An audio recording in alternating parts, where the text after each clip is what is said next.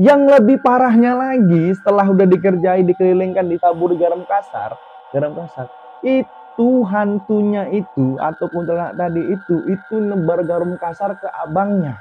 Jadi ketika abangnya tidur di kamarnya, itu dilempar garam kasar. Coba kalian bayangkan, ada hantu sekuat itu, bahkan garam kasar itu jadi pegangannya dan ditaburkan di muka abangnya. Akhirnya abangnya itu ngungsi. Sementara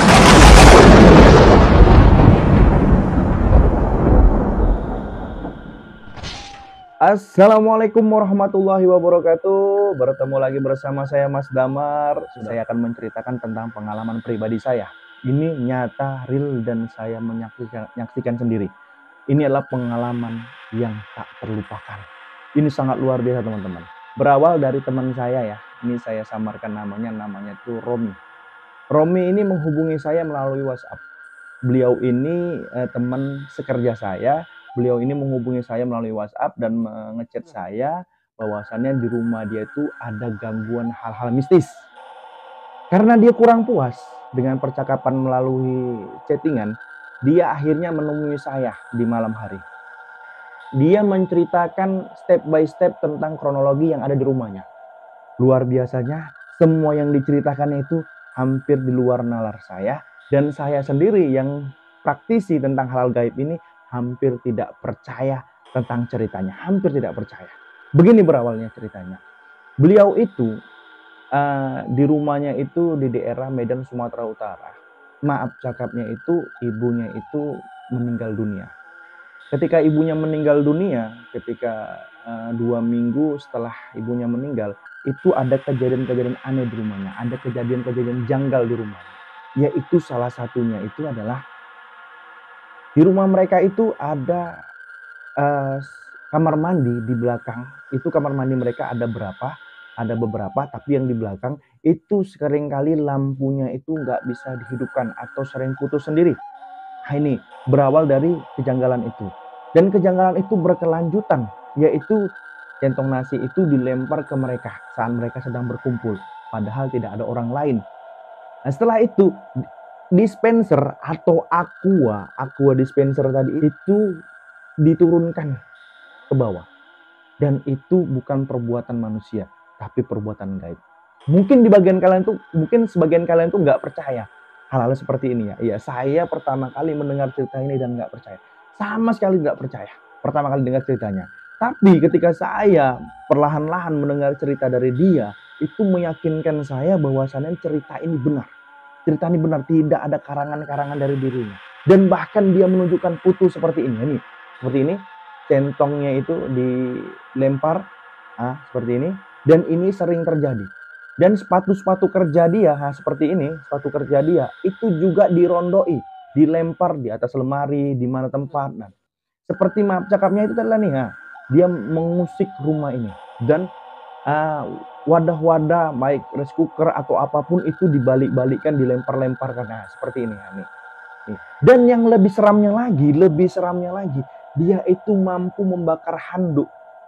Membakar handuk untuk selesai kita mandi itu handuk itu ditaruh di kamar mandinya. Di kamar mandi letaknya, itu bisa terbakar sendiri. Luar biasa bukan? Dan itu diceritakan sama saya. Dan yang lebih luar biasanya lagi, di atas rumahnya itu, di atas rumahnya itu kita kan kalau bilang supaya siang hari itu nggak perlu hidup di lampu, maka orang-orang dulu itu, orang-orang biasanya masang seng yang dia transparan itu, yang supaya bisa tembus. Tapi karena saya lihat itu agak aneh sedikit. Anehnya apa?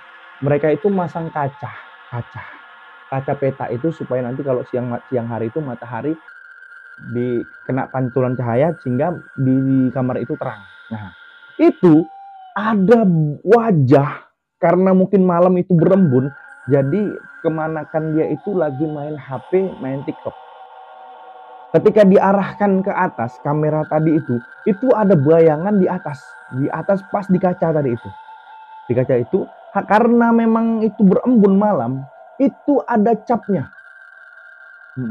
Ada capnya. Luar biasa kali, ada cap muka kuntilanak. Ini dia, muka kuntilanaknya. Coba kalian lihat. Ini seperti ini mukanya. Mukanya sangat menyeramkan sekali. Inilah selama ini yang mengganggu di kehidupan mereka atau mengganggu di rumah mereka ini. Makhluk ini. Karena udah seperti itu yang diceritakannya, makanya saya ini sebagai teman, sebagai praktisi juga ke hara-hara gaib tadi ini merasa terundang hal-hal seperti itu. Cuma karena kebetulan kemarin itu bini saya itu lagi hamil besar, dan dia berpesan sama saya, "Mas, jangan main gaib kayak lu main hantu-hantu lagi, Mas," gitu. Jadi saya itu nggak sempatkan diri saya ke sana, nggak sempatkan diri saya ke sana. Jadi saya itu membuat alibi lah sama dia itu untuk menenangkan dirinya, untuk menenangkan keluarganya. Saya telepon melalui telepon bahwasannya saya usir dari sini atau saya kerjai dari sini. Singkat ceritanya, karena berapa hari saya itu belum juga datang ke sana, saya ngerjain di rumah, gangguan-gangguan itu makin besar, makin besar. Jadi dia mengundang orang lain atau kita bilang orang pinter lain untuk membantu membersihkan rumahnya tadi itu. Singkat ceritanya dibacalah oleh orang pintar tadi itu garam kasar. Menggunakan garam kasar tadi itu supaya bisa mengusir hantunya. Yang lebih parahnya lagi, setelah udah dikerjai, dikelilingkan, ditaburi garam kasar, itu hantunya itu atau kuntilanak tadi itu nebar garam kasar ke abangnya. Jadi ketika abangnya tidur di kamarnya, itu dilempar garam kasar. Coba kalian bayangkan, ada hantu sekuat itu, bahkan garam kasar itu jadi pegangannya dan ditaburkan di muka abangnya. Akhirnya abangnya itu ngungsi sementara. Jadi saya itu merasa tertantang. Ada makhluk gaib sekuat itu. Kalau itu bukan peliharaan atau yang dikasih makan lah, itu nggak mungkin. Itu mungkin peliharaan, itu perewangan, itu khodam pendamping. Mungkin bisa jadi karena ke situ. Jadi singkat ceritanya, 40 hari orang tuanya yang meninggal tadi 40 hari, itu hantu tadi tuh makin ngacau rumah itu. Salah satu kursi-kursi yang ada di situ, itu dibalik-balikannya. Dan yang anehnya lagi itu akuarium yang ada ikannya itu ditumpahinya. Coba, menurut kalian tuh gimana cerita ini? Tapi ini benar adanya diceritakan dia. Cerita dia sama, saya belum datang ke rumahnya, tapi makin hari makin kelewatan. Makin hari makin kelewatan. Ada aja yang dikerjakan sama hantu tadi itu. Ada aja. Bahkan ketika kita melihatnya, ada kemanakan dia, itu melihat arah ke belakang itu, ketika nampak itu langsung terdiam kayak terpaku gitu, kayak terhipnotis. Seperti itu. Begitu kuatnya makhluk gaib tadi itu. Jadi ketika hari ke-42-nya nggak salah, 42-nya, karena saya tuh diteleponi terus, tolonglah bang, bantu saya bang. Akhirnya saya mendatangi rumah si Romi. Saya datang ke rumah Romi, saya lihat keadaan rumah tadi, ternyata situ ada abangnya, ada kakaknya, ada ini dari daerah yang di seberang, daerah Aceh gitu. Jadi beliau itu karena 40 hari kemarin mereka datang ya. Saya nih nggak tahu nih apa sebenarnya tujuan makhluk gaib tadi itu apa nggak. Jadi saya datang itu karena memenuhi panggilan. Sebenarnya saya udah malas ngurusin seperti ini, tapi makin hari makin aneh ceritanya, makin hari makin nggak ngotak, makin hari makin nggak jelas ini. Apakah benar ada makhluk gaib sekuat ini? Menurut kalian coba diklik di kolom komentar. Ada nggak makhluk gaib yang sekuat ini? Atau kalian tuh pernah merasakan atau pernah mendengar cerita atau mengalami sendiri kejadian hal-hal seperti ini ya? Jadi akhirnya saya datang memenuhi panggilan tadi itu, saya lihat semua sudut rumahnya, ruangan dia, kamar mandi yang dibilangnya itu lampunya sering mati, kalau diganti mati lagi terus. Terus saya lihat di kamar mandi yang handuknya terbakar itu saya saksikan sendiri, saya lihat sendiri, ternyata aura makhluk gaib itu besar sekali, ternyata. Dan saya saksikan sendiri di situ secara tidak langsung ada makhluk tak kasat mata yang sangat besar, tinggi besar, yaitu sosok kuntilanak. Nah ini, disinilah berawalnya. Makin hari karena saya udah nyaksikan itu, saya merasa, pertama saya ketakutan. Saya belum pernah saya nangani kasus seperti ini, baru ini saya ketakutan. Ketakutan sendiri gini deh. Dia aja bisa mengangkat benda, berarti bisa membuat sesuatu hal atau memukul kita dengan benda yang lain. Nah, seperti itu pikiran saya. Karena dia bisa memindahkan benda atau membakar benda, sampai seperti itu. Jadi singkat ceritanya, ketika proses saya mau pembersihan atau saya mau ngusir dia, itu dia pindah-pindah tempat, namanya makhluk gaib. pindahnya tempat luar biasa. Jadi ketika saya udah ngelihat, oh dia di sini, gitu mau saya tangkap dengan botol nih ya, saya tangkap dia pindah. Ketika saya tangkap dia pindah. Ketika saya tangkap saya pindah. Luar biasa, lincah, kayak belut CS, kayak belut. Jadi CS, ketika saya lihat, saya analisa, saya lihat dari apalah mata batin gitu, gitu saya bilang, saya melihat makhluk gaib itu ada di mobil. Setelah lihat di mobil itu makhluk gaib tadi ini, terlihatlah, terpandang saya lah sesuatu hal sebelum. Flashbacknya sebelum itu, bahwasannya makhluk gaib itu, kuntilanak itu ikut dari mobil ini rupanya. Dari mobil ini, teman-teman. Iya, CS. Dari mobil ini. Dan saya analisa, berarti dari mobil inilah berasal. Dari mobil ini.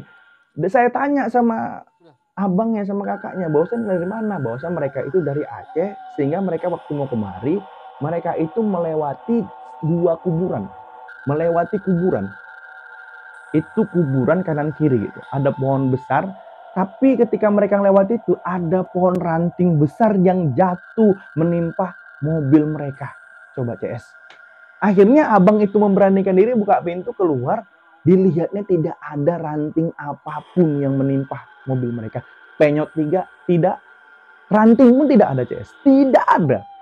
Itu yang buat anehnya. Jadi sehingga pada waktu abang itu meneruskan perjalanan, mobil itu terasa berat. Terasa berat dan makin berat. Itulah awal ceritanya semuanya. Akhirnya kuntilanak tadi itu ngikut melalui mobil tadi, sampailah kediaman si Romi tadi ini. Nah, inilah kejadian berawalnya. Disitulah merasa baru ada gangguan-gangguan besar yang ada di rumah dia. Gangguan-gangguan yang saya bilang di luar logika saya sendiri pribadi. Dan saya selama mengalami atau saya praktisi ke hal-hal gaib gini, saya ngobati orang ini, saya baru mengalami atau menyaksikan atau mendengar cerita pengalaman yang seperti ini itu baru ini. Kalau kalian itu pernah mengalami, coba DM saya, mungkin cerita selanjutnya itu bakal episode selanjutnya bakal cerita kalian yang saya sampaikan. Oke, terus saya nih ketika udah saya lihat di mobil dia ini, udah dengar ceritanya itu bahwasannya itu berasal dari awal mereka itu kemari. Dah, ketika mau saya tangkap terbanglah dia. Saya melihat mereka dia terbang, atau saya lihat itu dia tuh udah nggak ada di situ. Ketika udah saya bilang udah pergi, dia udah nggak ada, mudah-mudahan nggak balik. Kakaknya ternyata itu ke dapur, teriak-teriak, bang, itu kuntilanak tuh di belakang katanya. Wah, lari kami semua ini ya kan, karena dengar teriakan dia itu dan dia bilang gitu, kami lari ke belakang dan saya saksikan memang kuntilanak itu di belakang. Kayak bilang itu wujudnya itu kalau dibilang gaib ya gaib, tapi hampir kelihatan nyata. Ini kayak cerita rekayasa, tapi ini bener adanya. Iya bener. Jadi CS itu ketika saya lihat itu berhadapan sama saya gini lah, berhadapan one by one, berhadapan gini. Ketika berhadapan sama saya mau lihat gini, auranya cukup besar. Rupa akhirnya ketika mau saya tangkap, dia masuk ke dalam tubuh kakak tadi, kakak si Romi tadi. Kakak Romi tadi kesurupan lah, kesurupan terus ngincar saya, memang saya yang diincar, saya yang dipukuli, saya apa, saya suruh pegangi, mereka megangi, ada berapa laki-laki ya, 4 laki-laki, itu nggak sanggup megangi kakak itu, karena tenaganya cukup luar biasa. Inilah orang-orang kalau dikuasai oleh lemah gaib ya. Singkat ceritanya ketika dia itu ngamuk-ngamuk, terus saya ajak komunikasi, nggak bisa, saya ajak komunikasi itu nggak bisa, itu ngelawan dia. Malah nggak usah ikut campur, ini urusan keluarga kami, kau nggak usah ikut campur. Seperti itu yang dibilangnya CS. Coba CS.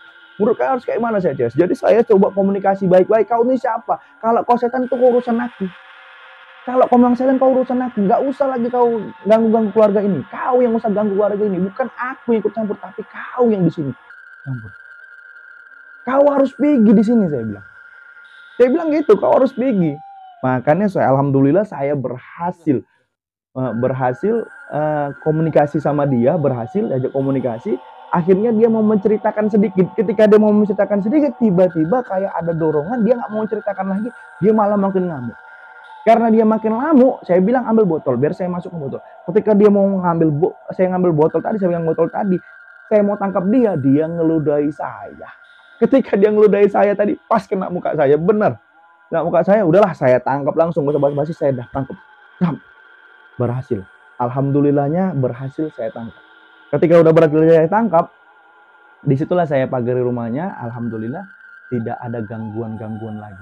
Gak ada gangguan lagi. Berarti semua itu berasal dari dia. Jadi hal-hal mistis yang ada di rumah dia itu alhamdulillah udah tidak ada lagi. Gangguan-gangguan gaib udah nggak ada lagi, guys. Nggak ada, guys. Artinya apa? Makhluk gaib tadi itu bisa mempengaruhi keadaan rumah kita rupanya ya. Ya. Ya, saya berpesan sama kalian, kalau kalian itu punya pengalaman atau masih diganggu oleh makhluk gaib, cobalah memperbaiki diri. Dia dengan sholat, ibadah, atau sebagainya. Kalau itu memang udah kalian lakukan, ternyata masih ada gangguan-gangguan gaib, carilah ahlinya yang tapi nggak memanfaati kalian. Yang nggak harus buat kayak gini, yang minta syarat yang aneh-aneh. Untuk mengusir makhluk gaib yang ada di sekitar rumah kalian tadi itu. Mungkin perlu diusir atau gimana. Karena makhluk gaib itu di mana tempat tuh ada. Makhluk gaib namanya jin itu di mana tempat ada. Di rumah kalian, di rumah siapa semua ada. Tapi tergantung besar kecilnya gangguan yang ada di sekitar rumah kalian. Tapi ingat, kita bilang kejahatan itu bukan niat dari pelaku, tapi ada kesempatan. Dalam dunia jin juga seperti itu karena ada kesempatan kalian yang mengundang dia.